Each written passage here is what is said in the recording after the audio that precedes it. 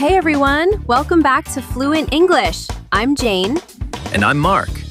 And this is the show where we take real, everyday conversations and turn them into something you can actually use in your own English. So today's topic, like Mark said, is that one little word that quietly runs half our lives. Later. Later. The most dangerous word in the English language, honestly. That might be a little dramatic, but, you're not wrong. Okay, so let's actually get into it. Mark, be honest. What's something you've been saying later about? Learning to cook. I keep telling myself this is the year I'll learn 5 real recipes, so I stop ordering food every single night. And how's that going? Let's just say the delivery app on my phone knows my order better than my own mother does. Okay, that's rough. Mine's a box of old photos.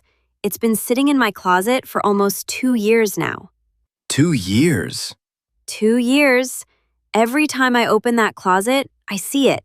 I feel this little wave of guilt, and I just close the door again. It's kind of funny how we both have this thing that follows us around, but we just never actually deal with it. So here's the real question. Why do we do this? Like, why does the brain keep choosing later when we know it's going to cause us more stress?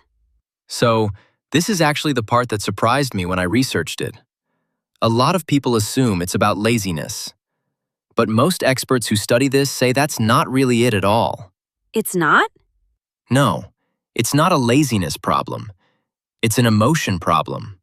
Okay, break that down for me and for our listeners. So when a task feels uncomfortable, maybe it's boring, or it feels too big, or, you're scared you won't do it well. Your brain looks for the fastest way out. And saying later is basically the emergency exit. Oh, that makes so much sense. So it's not that we don't care about the task, we're avoiding the feeling attached to it. Exactly. There's actually a specific word for this in English. To procrastinate. It means to delay doing something you know you should do. Procrastinate. Definitely write that one down if you're taking notes. And when a task feels really heavy, we usually describe it as overwhelming, meaning it feels like too much to handle at once. I feel overwhelmed just from saying that word out loud. Right? But, here's the tricky part. That relief you feel when you avoid something? It's real, but it's temporary. It always comes back. Usually bigger and with more stress attached.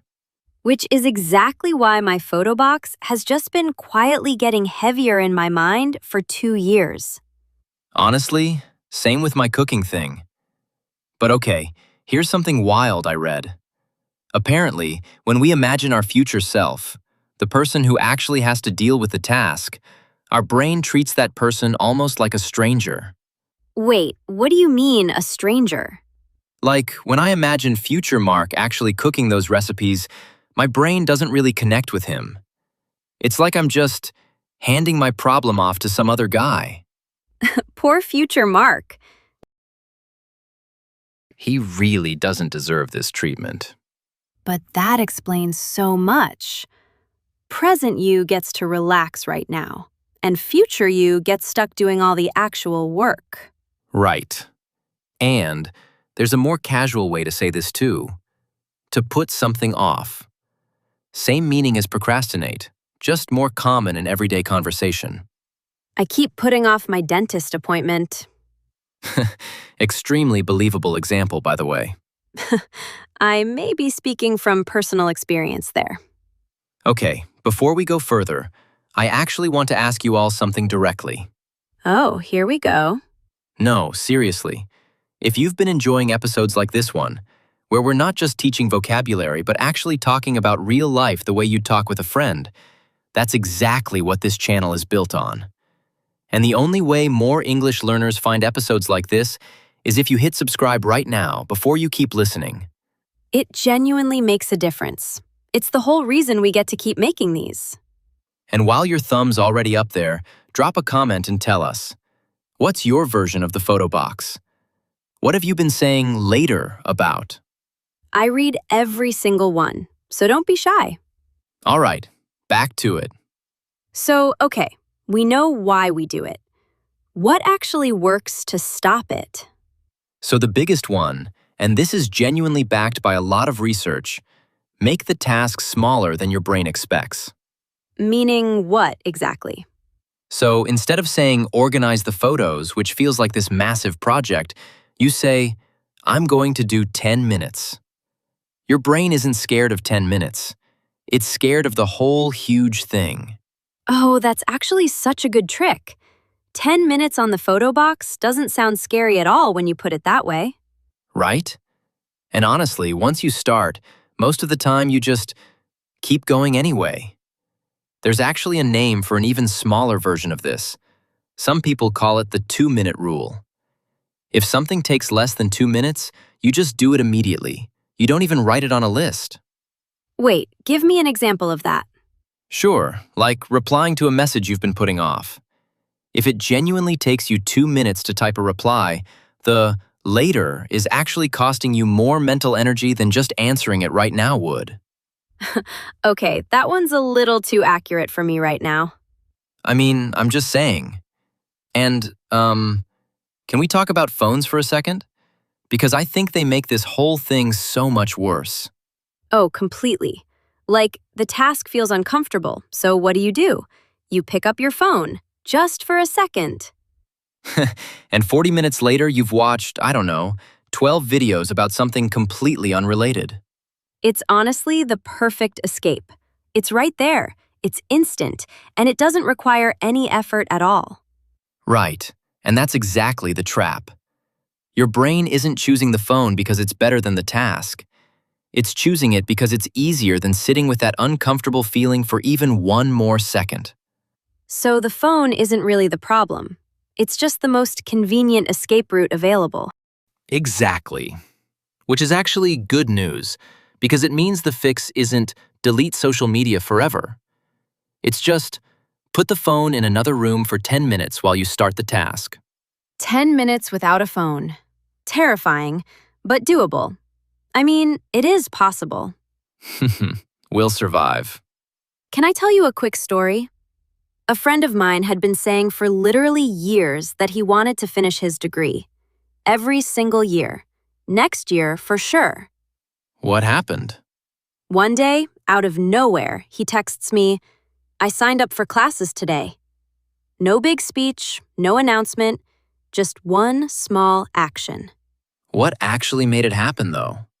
He told me he stopped thinking about the whole degree. Years of classes, all of it. He just filled out one form.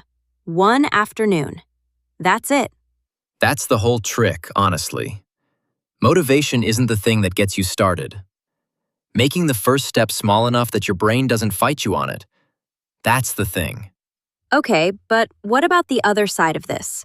What if procrastinating on something is actually starting to weigh on you? Like, emotionally?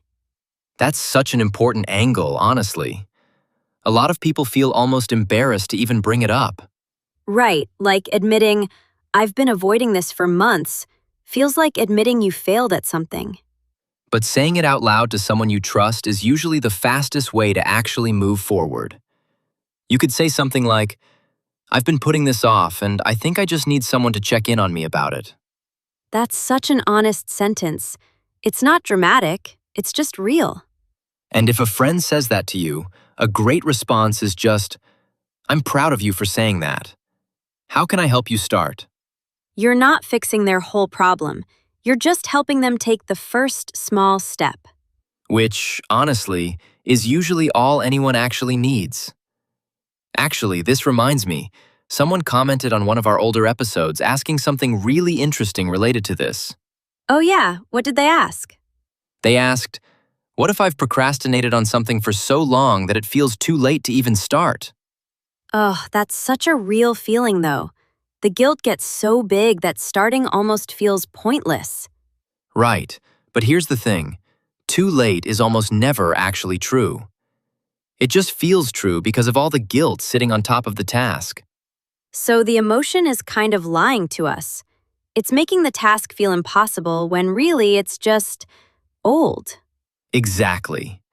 My friend's degree wasn't any harder to start after 10 years than it would have been after one. The only thing that changed was how much guilt got attached to it. Okay, I actually needed to hear that. Good. Me too, honestly. Okay, so here's our challenge for everyone listening today. Pick one thing. Just one. The thing you've been saying later about. And today, not tomorrow, today, give it 10 minutes. Then come back to the comments and tell us what you picked and whether you actually did it. I'm finally opening that photo box tonight. And I'm attempting recipe number 1 this week. We'll hold each other accountable. Deal. And if this episode actually helped you see your own later habit a little differently, do us a favor. Share it with the one friend who needs to hear this. They'll know exactly who they are. And obviously, if you haven't already, subscribe, so the next episode actually reaches you instead of sitting in your feed saying, later. Fluent English, where every conversation moves you forward. We'll see you in the next one. Not later. See you then.